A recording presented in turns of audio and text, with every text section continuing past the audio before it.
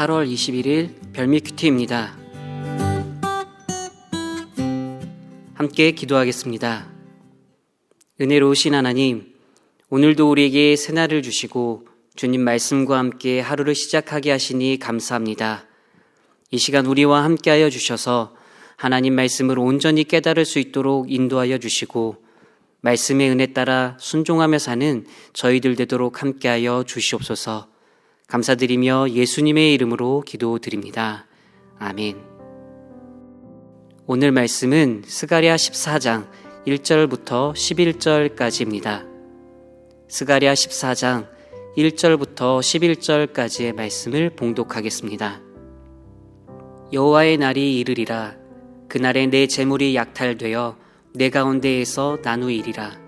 내가 이방 나라들을 모아 예루살렘과 싸우게 하리니 성읍이 함락되며 가옥이 약탈되며 부녀가 욕을 당하며 성읍 백성이 절반이나 사로잡혀 가려니와 남은 백성은 성읍에서 끊어지지 아니하리라. 그때에 여호와께서 나가사 그 이방 나라들을 치시되 이왕의 전쟁 날에 싸운 것 같이 하시리라.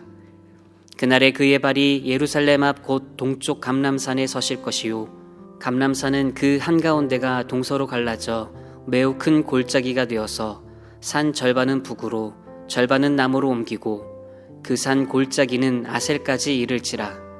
너희가 그 산 골짜기로 도망하되 유다 왕 우시야 때에 지진을 피하여 도망하던 것 같이 하리라.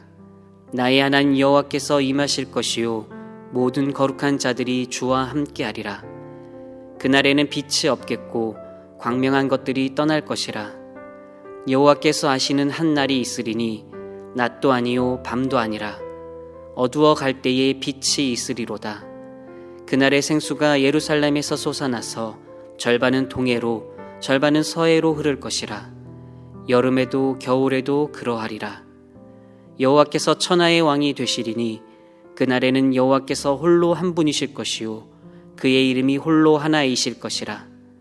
온 땅이 아라바같이 되되 게바에서 예루살렘 남쪽 림몬까지 이를 것이며 예루살렘이 높이 들려 그 본초에 있으리니 베냐민 문에서부터 천문 자리와 성 모퉁이 문까지 또 하나넬 망대에서부터 왕의 포도주 짜는 곳까지라.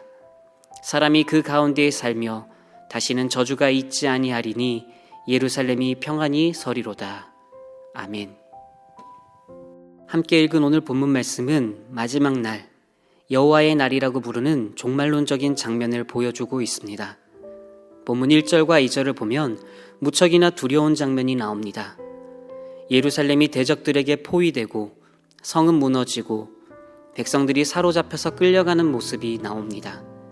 마치 모든 소망이 다 끊어진 것 같은 그런 절망적인 상황입니다. 여러분, 우리 삶에도 이런 순간이 있지 않습니까?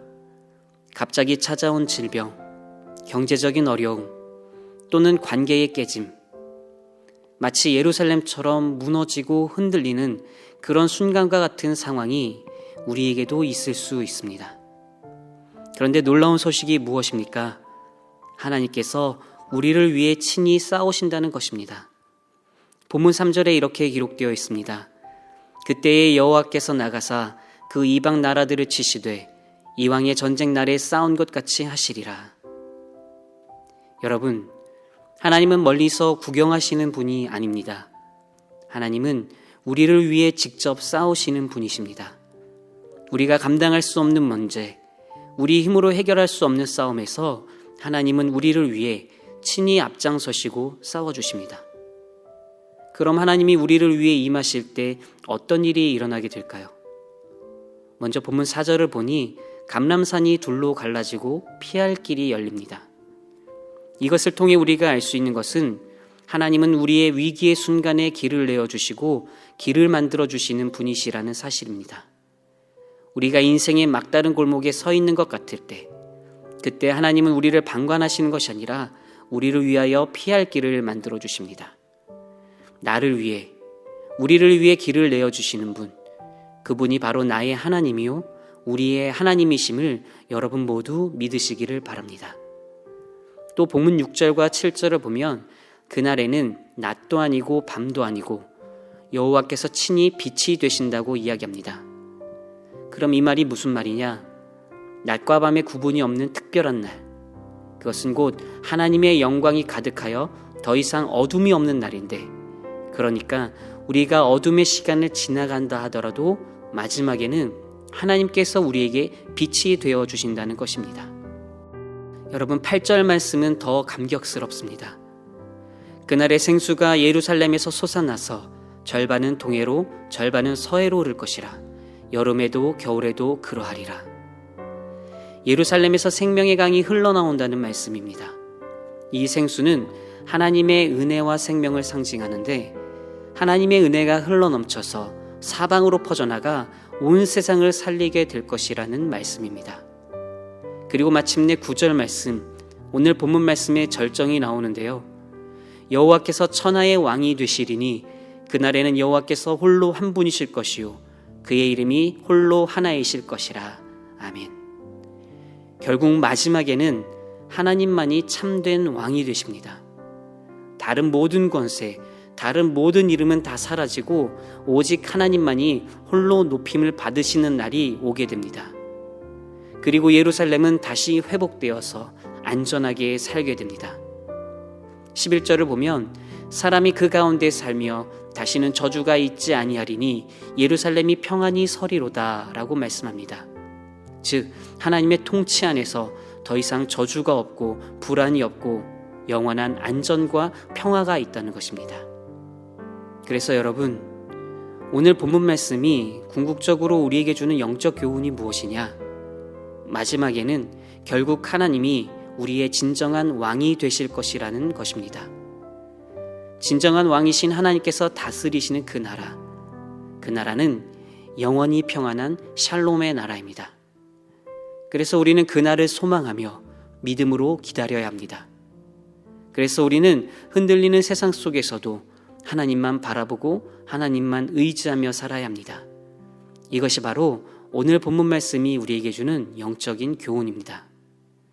사랑하는 성도 여러분, 세상은 흔들리고 우리 삶에 위기가 찾아오기도 하지만 결국 모든 역사의 마지막은 하나님이 다스리는 날입니다. 그러므로 우리는 삶 속에서 두려워하지 말고 흔들리지 말고 지금도 우리를 위해 싸우시는 하나님을 굳게 믿음으로 하나님만 바라보며 하나님만 의지해야 합니다. 여러분 모두가 하나님만 바라보고 하나님만 의지하는 신실한 믿음의 백성 되시기를 간절히 소망합니다. 오늘도 그 하나님만 바라보고 의지하며 영원한 왕이신 하나님께 우리의 모든 삶을 내어드려 주님이 이끄시는 대로 순종하며 나아가는 여러분 모두가 되시기를 주님의 이름으로 축원합니다. 함께 기도하겠습니다. 사랑의 하나님, 오늘 주신 말씀을 통해 마지막 날에 오직 주님만이 왕이 되실 것을 다시 깨닫게 하여 주시니 감사합니다. 하나님, 우리 삶에도 예루살렘이 무너지는 것 같은 위기와 어려움이 찾아올 때가 있는데 오늘 말씀을 통해 하나님께서 우리를 위해 친히 싸우시며 길을 내어주시는 분이심을 믿습니다. 그러니 더욱 하나님만 바라보고 의지하며 믿음으로 사는 삶이 될 수 있도록 도우시고 인도하여 주시옵소서. 마침내 모든 권세와 이름이 사라지고 오직 주님만이 왕이 되실 그날을 소망합니다. 그날이 오기까지 믿음을 굳게 지키며 하나님 나라 백성답게 살아가는 우리 모두가 되도록 인도하여 주시옵소서. 감사드리며 예수 그리스도의 이름으로 기도드립니다. 아멘. 계속해서 묵상과 기도로 나아가겠습니다.